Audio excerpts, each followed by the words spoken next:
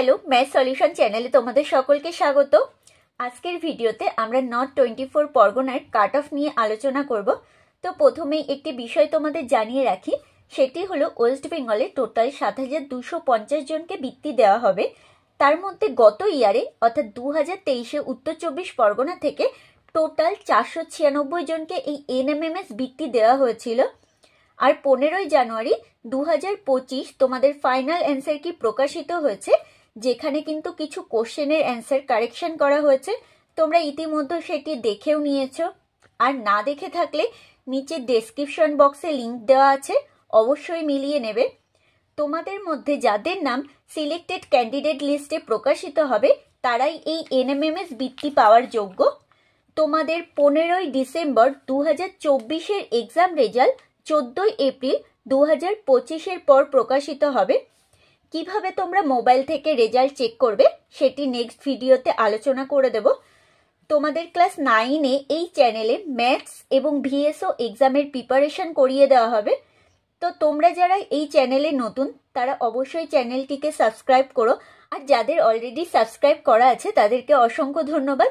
তো দেখো এখানে যে উত্তর 24 পরগনার যে লিস্ট এখানে রয়েছে, প্রথম কলাম বরাবর সিরিয়াল নাম্বার, তারপর রোল নাম্বার, এরপর রয়েছে নেম অফ দ্য ক্যান্ডিডেট, এরপর অ্যাড্রেস অফ দ্য ক্যান্ডিডেট, তারপর district, code, name of the school, address of the school, school district, gender, caste, disability status, ম্যাটের মার্কস, এরপর রয়েছে স্যাটের মার্কস, এরপর টোটাল অর্থাৎ ম্যাট এবং স্যাট মিলিয়ে তোমরা যত নাম্বার পেয়েছো, তারপর তোমাদের আধার নাম্বার দেওয়া রয়েছে। তো এটি হলো 2023-এর এনএমএমএস সিলেক্টেড ক্যান্ডিডেট লিস্ট। তোমরা নিজেরাই গত ইয়ারের নাম্বার দেখে নাও। এরপর 2024-এর কাট অফ কত হতে চলেছে সে বিষয়ে এই ভিডিও শেষে আলোচনা করা হয়েছে, তো ভিডিওটি স্কিপ না করে দেখতে থাকো। তো দেখো আমি তোমাদের এখানে নাম্বারগুলো বলছি, তাহলে তোমরা বুঝতেই পারবে যে কাট অফ কত হতে পারে। দেখো এখানে এসসি সে পেয়েছে 113, এরপর এসসি সে টোটাল পেয়েছে 122, এরপর এসসি সে টোটাল পেয়েছে 134, এরপর এসসি সে টোটাল পেয়েছে 129, এরপর সেও এসসি সে টোটাল পেয়েছে 123, এরপর দেখো জেনারেল সে পেয়েছে 123, এরপর দেখো এসসি সে পেয়েছে 111, এরপর দেখো আমরা সেকেন্ড পেজে গিয়ে দেখব। দেখো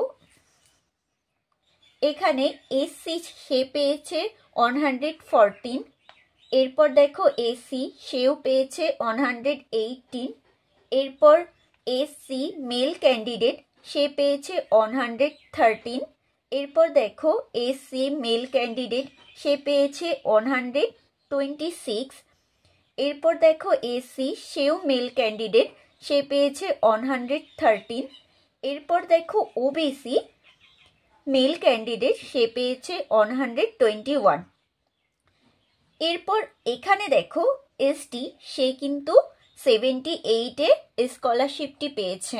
তো দেখো আমি প্রত্যেকটি পেজ স্ক্রল করে যাচ্ছি, তোমরা নিজেরা নাম্বারগুলো পরপর দেখে নাও।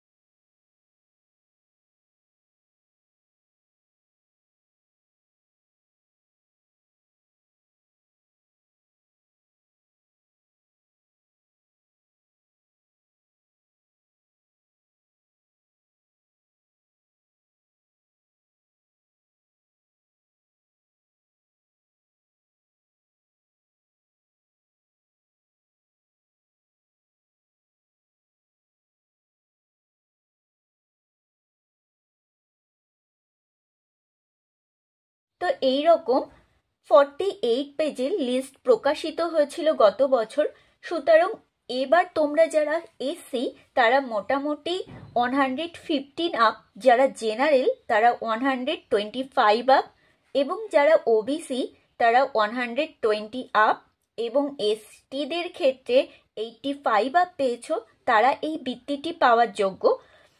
সব শেষে এটাই বলবো, তোমরা যারা বৃত্তিটি পাবে তাদের জন্য রইল শুভেচ্ছা, আর যারা এই বৃত্তিটি পাবে না তাদের মন খারাপের কিছু নেই, কারণ এরপর লাইফে আরও অনেক এক্সাম আছে। টার্গেট রাখো পরবর্তী এক্সামগুলি যাতে ভালোভাবে অ্যাটেন্ড করতে পারো। আর তোমাদের ভিডিওটি ভালো লাগলে অবশ্যই ভিডিওটি লাইক এবং বন্ধুদের শেয়ার করো।